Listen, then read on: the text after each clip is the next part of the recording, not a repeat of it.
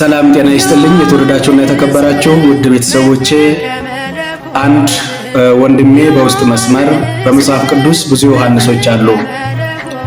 ወር በገባ በ30 ቀን ወር በዓሉና ክብረ በዓሉ የሚታሰበው ዮሐንስ የትኛው ነው ብሎ ጥያቄ ጠይቆኛል። ይህ ጥያቄ የብዙ ሰዎች ጥያቄ ይሆናል ብዬ ስላሰብኩኝ መልሱን ላካፍላችሁ ወደድኩኝ። ይህ ቪዲዮ ለሁሉም እንዲደርስ ሼር፣ ኮፒ ሊንክ፣ ዲዩት አድርጉ። ወር በገባ በ30 ቀን ወር በዓሉና ክብረ በዓሉ የሚታሰበው ቅዱስ ዮሐንስ በሉቃስ ወንጌል ምዕራፍ 1 ላይ ከአባቱ ከካህኑ ከቅዱስ ዘካርያስ ከእናቱ ከቅድስት ኤልሳቤጥ የተወለደ፣ በማቴዎስ ወንጌል ምዕራፍ 3 ላይ ጌታችን አምላካችን መድኃኒታችን ኢየሱስ ክርስቶስን ያጠመቀ፣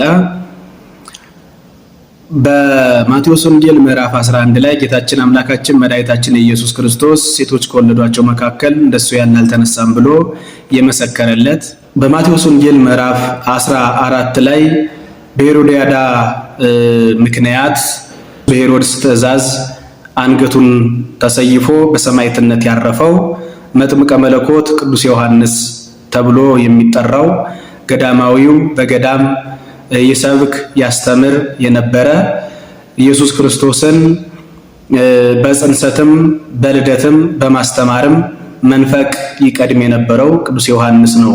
ወር በገባ በ30 ቀን የሚታሰበው ማለት ነው።